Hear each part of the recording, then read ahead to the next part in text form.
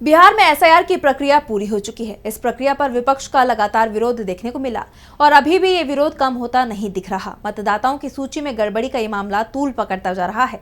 अब इस पर कांग्रेस सांसद अभिषेक मनु सिंघवी का बड़ा बयान सामने आया है, जिसने सियासी हलचल मचा दी है। देखिए रिपोर्ट। बिहार में विधानसभा चुनाव नजदीक है। ऐसे में एसआईआर प्रक्रिया पर लगातार सवाल खड़े हो रहे हैं, जिसमें चुनाव आयोग और बीजेपी घिरते हुए नजर आ रही है। जिस तरह राहुल गांधी ने सबूतों के साथ चुनाव आयोग पर सवाल खड़े किए हैं, उसके बाद से बवाल और भी बढ़ गया है और अब इस पर राज्यसभा सांसद और वरिष्ठ वकील अभिषेक मनु सिंघवी का भी बड़ा बयान सामने आया है।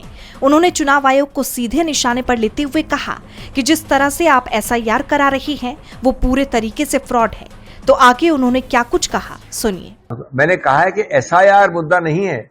जिस प्रकार से आप एसआईआर कर रहे हैं 2-2.5 महीने में 5 करोड़ जनता का, वो बिल्कुल फ्लॉड है।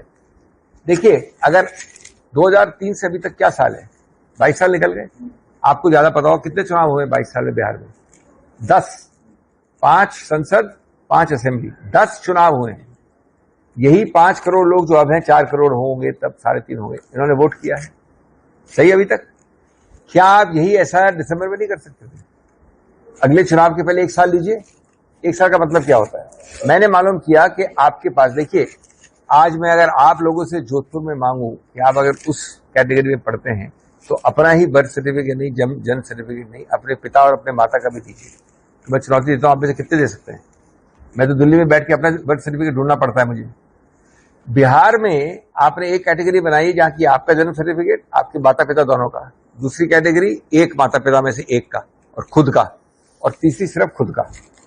अब ये नागरिकता की एक प्रक्रिया है और आप जो कह रहे हैं ये नागरिकता की प्रक्रिया अगर आप दिसंबर में शुरू करें तो 1 साल तक करिए इंटेंसिव। उसमें क्या होगा कि इस व्यक्ति को मैं अगर नागरिक से हटा देता हूं तो ये व्यक्ति जाएगा, एक चुनौती देगा एक ट्राइब्यूनल में। ट्राइब्यूनल एक सुनेगा उसकी अर्जी, फिर वो डिसाइड करेगा। ये समय कहां है? अभिषेक सिंघवी के इस बयान से चुनाव आयोग और बीजेपी दोनों डगमगा गई है। एक के बाद एक बढ़ते विपक्ष के इन सवालों से अब चुनाव आयोग की धांधली और एसआईआर प्रक्रिया पर सवालों की बौछार हो गई है।